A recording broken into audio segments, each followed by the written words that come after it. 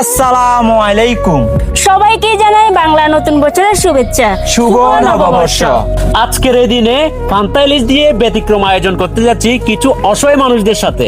তাই আপনারা শুধু লাইক কমেন্ট শেয়ার করে আমাদের উৎসাহ দিয়ে পাশে থাকবেন। চলুন সবাই মিলে আজকের দিনটা উদযাপন করি। চলুন। ভোর হওয়া মানে নতুন সূর্য, আর নতুন সূর্য মানে নতুন দিন। নতুন বছরে সবার জীবনে বয়ে আনুক অনাবিল শান্তি। তাই তো সকাল সকাল সবাই একটু পরিপাটি হয়ে নেমে পড়লাম আজকের আয়োজনটি কমপ্লিট করতে। ইলিশ মাছগুলোকে কেটে পিস পিস করে পরিষ্কার করে মচমচে ফ্রাই করে নিলাম। পান্তা ইলিশের সাথে মুখরোচক ভর্তার আইটেমও আজকের আয়োজনে রাখলাম।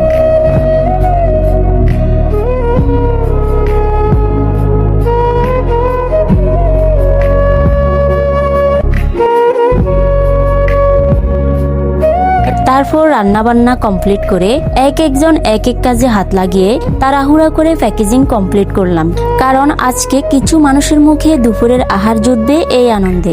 এরপর বাবা মায়ের দোয়া নিয়ে আল্লাহর নাম নিয়ে রওনা দিলাম। সালাম আলাইকুম, ভালো আছেন? এটা নববর্ষের উপলক্ষে একটা উপহার, হ্যাঁ, আমাদের তরফ থেকে। আমাদের জন্য দোয়া করবেন, হ্যাঁ? ঠিক আছে।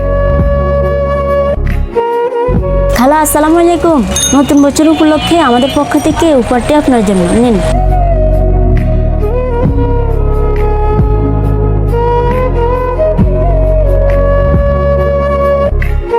আম্মু নাই, দুপুরে খাইছো তুমি?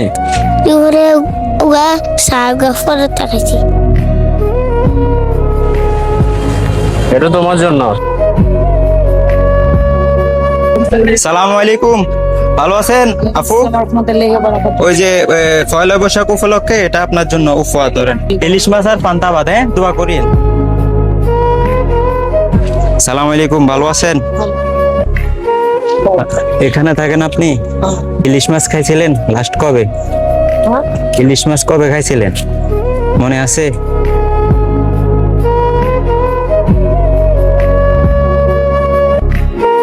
প্রিয় বন্ধুরা, আমাদের সাধ্যের ভিতরে যতটুকু সম্ভব চেষ্টা করেছি কিছু মানুষের মুখে হাসি ফোটাতে। আর এই মানবিক কাজটি করতে গিয়ে যা বুঝলাম, কেউ কেউ ইলিশ মাছ কবে খেয়েছেন তা তাদের মনেই নেই। তাই তো তাদের পাশে দাঁড়াতে পেরে কি যে শান্তি লাগছে তা বলে বোঝাতে পারবো না।